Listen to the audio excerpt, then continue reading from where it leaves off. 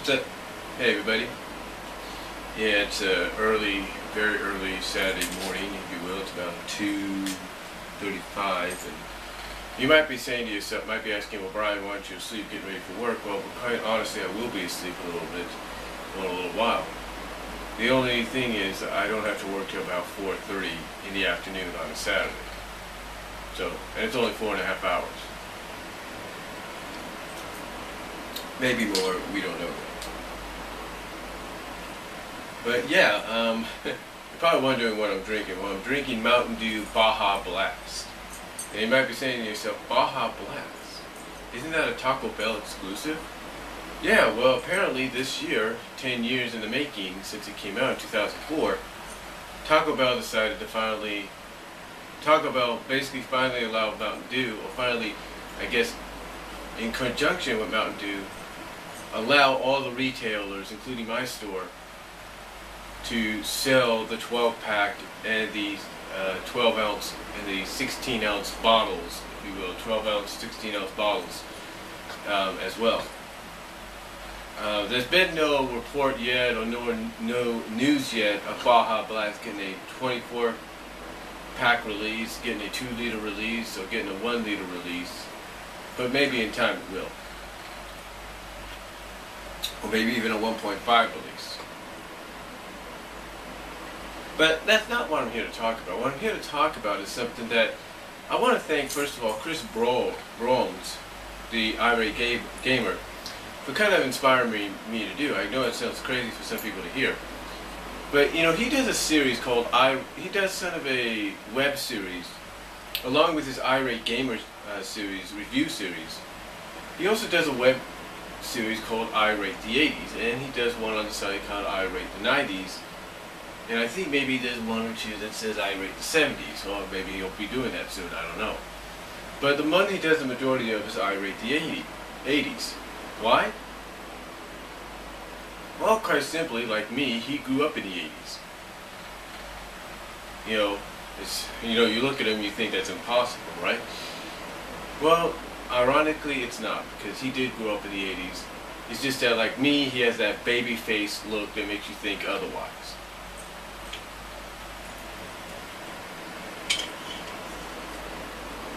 But I do appreciate the show he does, because at least he goes back and he talks about these things, and somehow he's able to gain access to them. I don't know how, but he doesn't. But when I listen to him talk about the 80s, one thing I see that he doesn't talk about as much as the cartoons of the 80s. And mostly the fact that one studio, one company, really dominated television with its programming. And of course I'm talking about the company known simply to a lot of us for the past 3 decades now, Hasbro. Now Hasbro, of course, has been around maybe longer than 3 decades, and was mostly known for its G.I. Joe toys, and some other toys here and there, but really put themselves on the map when, of course, they brought out the Transformers. Now, like any kid at that time, I loved the Transformers. I did. I loved watching them every day. That's right, every day. My mom would plop me in front of the television, and I would watch them. Now you might say, well, why weren't you outside playing? Well, let's just put it this way. When you're let's just put it this way, from a personal standpoint, when you're someone that's at 7 years old going into kindergarten, things will be a little bit different. You see, I was mostly homeschooled for about a year or so by my mom. She basically homeschooled me before she said, before she and my dad decided it was time for me to go and interact with the kids. That's why, for a majority of the time, I was always watching I would be watching Transformers, and then after that I'd be watching G.I. Joe, and then of course my sisters would be watching their own programs. Now, Hasbro basically did have a hold when it came to the animated television block at that time. They were essentially the Disney afternoon of that generation. And of course the Disney One Saturday morning or 1-2 of that generation. Why do I say that, you might ask? Because basically it seemed that no matter what channel you turned to, there was always a show based on a Hasbro toy line. Now of course the first cartoon that Hasbro did was based on the longest running toy line that I think they had for a while. They had for a couple of decades at that time. And that was G.I. Joe. And that was back in about 83. And with the success of G.I. Joe, Hasbro knew that they had to put another toy line, take another popular toy line, and get it turned into an animated series. Well, lo and behold, they had made a deal with Takara, I believe that's who it was, Takara Toys, or whoever it is, I think it's Takara Toys, to bring their transforming robot figures over to the United States. And thus, Transformers, from what I've been told, came to be. Now, again, this is where I started watching it almost from the very beginning to the very end. Because of the fact that I was homeschooled and I really didn't know anybody outside of the house, I didn't really have no friends, I was allowed to watch Transformers every day. And I enjoyed it. I became a big fan of it. And just like any kid, I wanted the figures. I wanted the Transformer figures. But I never got any. The closest I ever got was a few comic books here and there, and some that I actually reacquired as I got older. And I reacquired them through places like MileHighComics.com, some local comic shops when I lived in Lawrence, Kansas, and vice versa, and so on and so forth. I also had like a little Transformer Digest magazine that had the infamous cover of Shockwave in front of a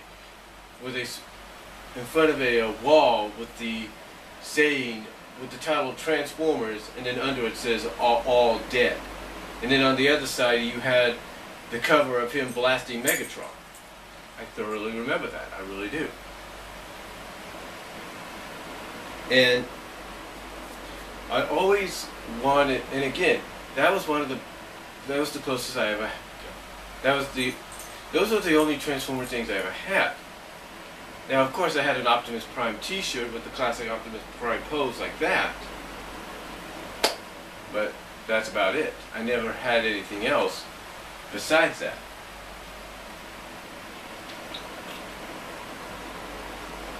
And of course I wanted some Transformer toys, but because the Transformer toys at the time were kind of pricey, and not saying they still aren't, but kind of pricey, my parents opted out and said, okay, we're going to get you something cheaper. And of course they got me the alternative GoBot toys. Hey, you take what you got, or you take what you get, you know what I'm saying? So yeah, they gave me the GoBot toys and everything. So yeah, you know, for me the 80s were a big deal for me. So for me, the 80s, thanks to Hasbro, was a big part of my life, because back to back, it was like, it was Transformers, it was G.I. Joe. And I thoroughly remember that because I have a tape, of course I left this in Kansas, that I used to record a variety of stuff on back in the mid-80s. I don't know if this tape is still workable, if I was to bring it back someday, okay, if I was to obtain it again someday. But this thing was just chock full of memories. Now my mom, of course, used it sometimes to record some of her shows. That's basically how we were. You know, sometimes we would give a mixture of what shows we all liked and put them all on one tape if we wanted to record something. I remember my mom recorded something with Ricky Nelson, and that somehow got obliterated by what I recorded. So, yeah. But this tape basically, I think, had the first airing, as far as I know. One of the first airings of Dinobot Island. Because that's what I recorded. That was the episode. I recorded. I think it was Down About Island Part 2 I recorded. But that's the episode I had. Now, I also recorded Transformers the movie on there, the edited, syndicated version when it came on Saturday mornings. But the point is, Hasbro really had my attention, had the attention of a lot of kids at that time. But you see, it wasn't just Transformers that grabbed a lot of kids' attention on the weekdays. Hasbro also knew that they had a lot of momentum at that time, so they decided with the other toy lines that they were distributing that they should also see if maybe animated adaptations of those storylines would work as well. So the next one, as far as I know, after Transformers, was My Little Pony. And My Little Pony went in a different direction. My Little Pony actually had 2 syndicated primetime specials, then had a theatrical film as sort of its pilot for its series, and thus had the series follow up in September of that year. And just like with Transformers the movie, which came out in 1986 along with My Little Pony, the same year My Little Pony the movie did, just like Transformers the movie did, My Little Pony the movie also was part of the same continuity as the show. And in fact, the first 5 episodes, which was split into two-part 11-minute episodes, crazy as that sounds, thus making it a 10-parter, when in actuality it's a 5-parter. The end of Flood of Valley was the sequel, immediate sequel, if you will, and follow-up to My Little Pony the movie. And thus the My Little Pony series that came afterwards, just like Transformers and G.I. Joe, proved to be very popular and went on to span a few seasons. And this is because Hasbro knew they had to not just hit the boy market, they had to hit the girls market as well. And then another series came around and ran for 3 seasons that really, in a sense, became more popular, if not equally as popular, if not more so, I should say, than My Little Pony. And that, of course, was, if I can get it down from here without causing any damage,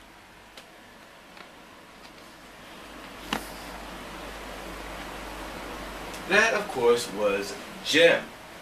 That's right, Gem came out around 1986 as well, or 1980, I think it was 1986, 87, 85 or something, I can't really remember. But it came out around the same time as My Little Pony, and really established itself among girls, and really became very popular. And unlike My Little Pony, it didn't have a theatrical release to serve as a pilot. Instead, its episodes, which if I could look here, its first 5 episodes served as the movie. As a matter of fact, in the UK, I think thanks to Metrodome in the UK, you could get Gem the movie on DVD. I think you can get that on DVD.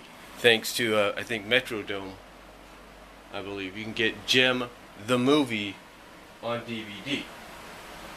And that basically comprises of the first 5 episodes put together as a movie.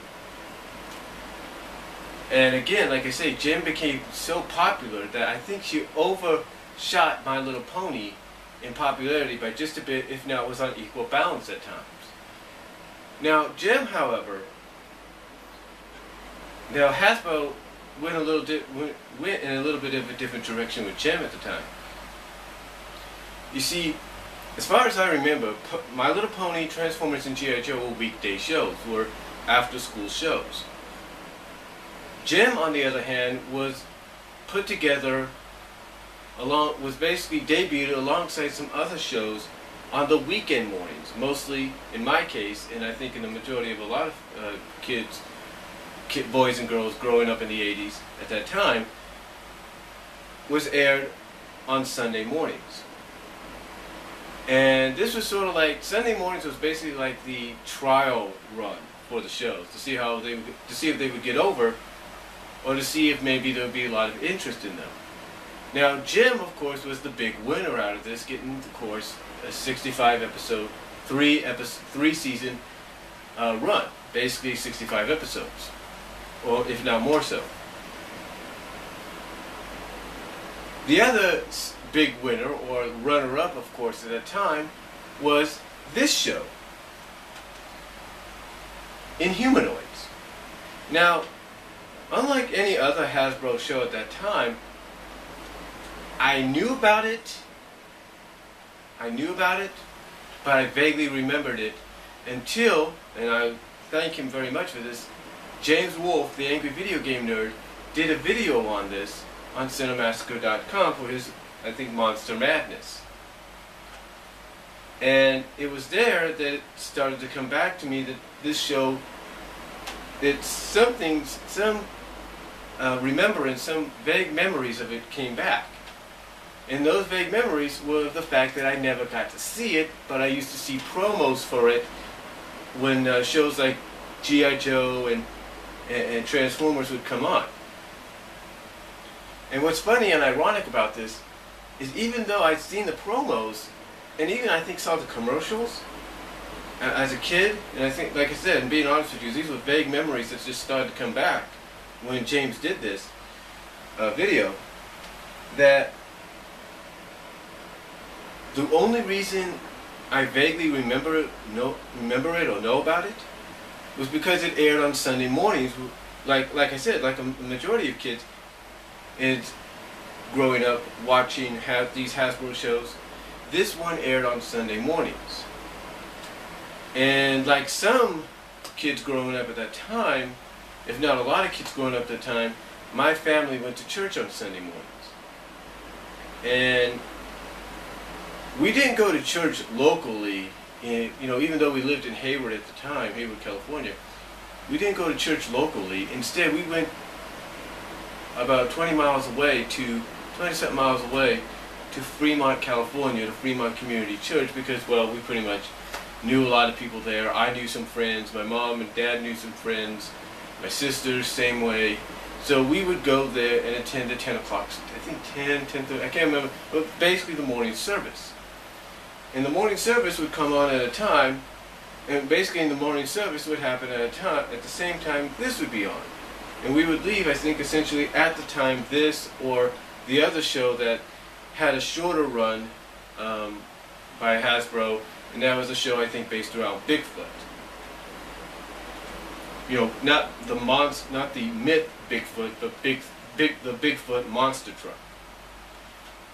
And like I said, I think that had a bit of a shorter run or something like that. And this came on, I believe, ironically, at a time when me and my family would be at church. So that's why I vaguely remember it, because the only things that I remember coming back to my mind was the fact that I used to see the commercials for it, and I used to see the toy commercials for it. But again, this just shows you that Hasbro had a huge presence back in the 1980s. And it would continue to have a huge presence for years, for 3 to 4 years, basically throughout the mid-80s, and if not into the late 80s, they would have a huge presence. I mean, such a huge presence that, like I said, they had not one, not two, but actually 3 movies based on the 3 of the franchises. I mentioned 2 of them, and I'll get back to them in a minute, but the other one that came out about a year or so later was G.I. Joe, the movie, which ironically,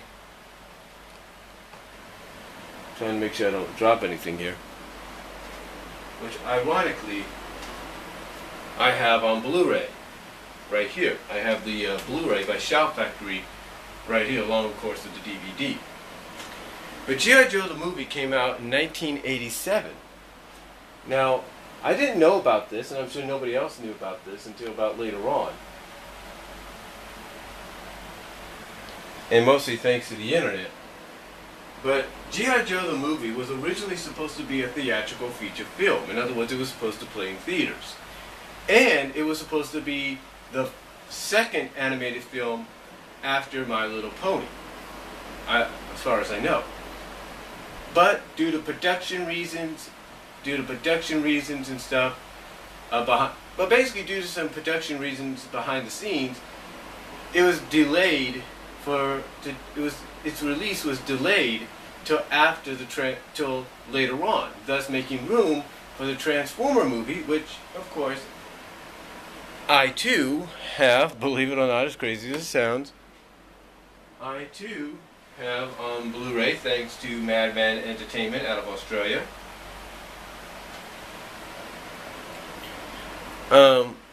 But yeah, thanks to that, thanks to the behind the scenes, thanks to some production issues behind the scenes, the Transformer movie got pushed up to August of 1986, while G.I. Joe got moved back to 1987.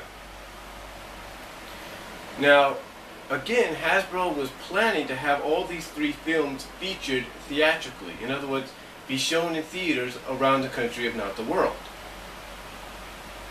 Unfortunately, Hasbro didn't anticipate or predict what would happen when they would bring Transformers the movie out. You see, ironically, DEG, Dean Laurinaitis Productions, or something like that, distributed theatrically both Transformers in August of 1986, and then earlier that year, around the late winter spring of 1986, they released My Little Pony the movie. That's right. Earlier, basically about, I'd say 5 to 6 months before Transformers came out, they had My Little Pony the movie, which was basically was kind of like a Disney-esque like movie, because it had songs. It was basically a musical. It had songs, it had the characters singing, it had the G rating, it has the nice little poster, a theatrical poster that said, "Hey, this is perfect for families. You know, there's nothing to worry about, nothing scary."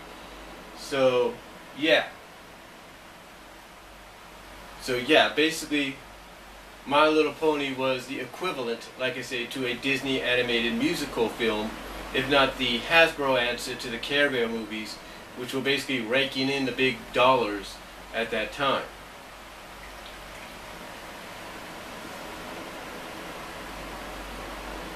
Yeah, the Care Bear movies were raking in big bucks at that time. So, basically parents were okay with this movie, taking their kids to see this movie.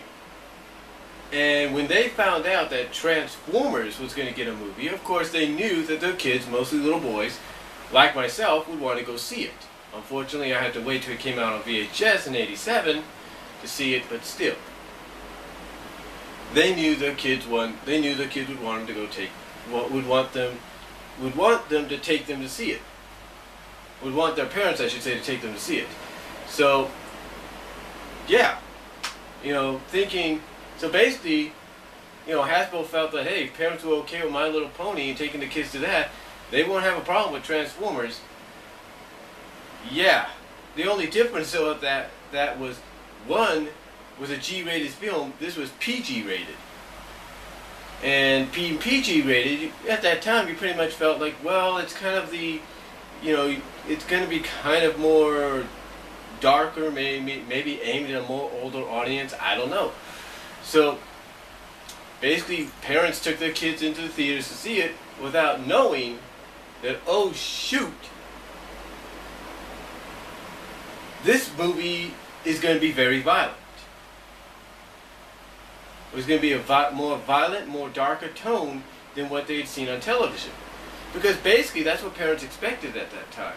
They expected Transformers the movie to be just like the Transformers show that they saw on television. They had no idea what they were going to be seeing, or no idea what they were in store for, until they sat down, the movie began, and yeah, let's just say the rest is history. And the reason, my opinion, they took them to see Transformers movies, because one, they knew the kids would want to see it, but also it's because they trusted Hasbro as well as DEG, who distributed My Little Pony. They trusted them in thinking they would be distributing a movie that, yeah, may have a PG rating, but won't have won't be as bad as what's being advertised. And yeah, boy were they wrong.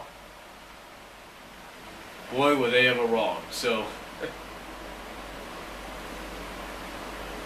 I mean, you know, and this is, I mean, it just was really a shocker. This is why when G.I. Joe the movie came out the following year, it didn't get a theatrical release, nor did, you know, DEG even consider theatrically releasing it. Instead, it was released directly to video as one of the first direct-to-video animated films, and one of the first direct-to-video films. But also, it was released directly. It was released as one of the first one of the first direct-to-television feature films. Because I remember looking at the TV Guide one time as a kid, and I remember seeing in the television listings, I think on a Friday night on KTVU, it said G.I. Joe the movie. And I'm like, what is, and you know, being a kid, I was like, G.I. Joe the movie, what is this? I gotta see this. So of course I told my parents, we tuned it on, and it's exactly what it was advertised. It was G.I. Joe the movie. Even though it didn't say it, when the intro began, it didn't say G.I. Joe the movie, it just said G.I. Joe. So, yeah. And this is all because of the fact that Hasbro did not anticipate that parents would be upset at the fact that here's the same company, along with DEG, D. Leonidas Productions, or D. Leonidas Films, if you will. You know, they did not anticipate that parents would be upset at them because they trusted them, because they were basically the same two groups, you know, movie distributing wise and toy wise, and you know, and distributors of the toys and the cartoon. You know, they trusted them because they released My Little Pony earlier that year and felt that, hey, they could do no harm. And yet, boom, here you go. Oh, with Transformers. I mean, basically, it's like, talk about a 180 in 1986, right?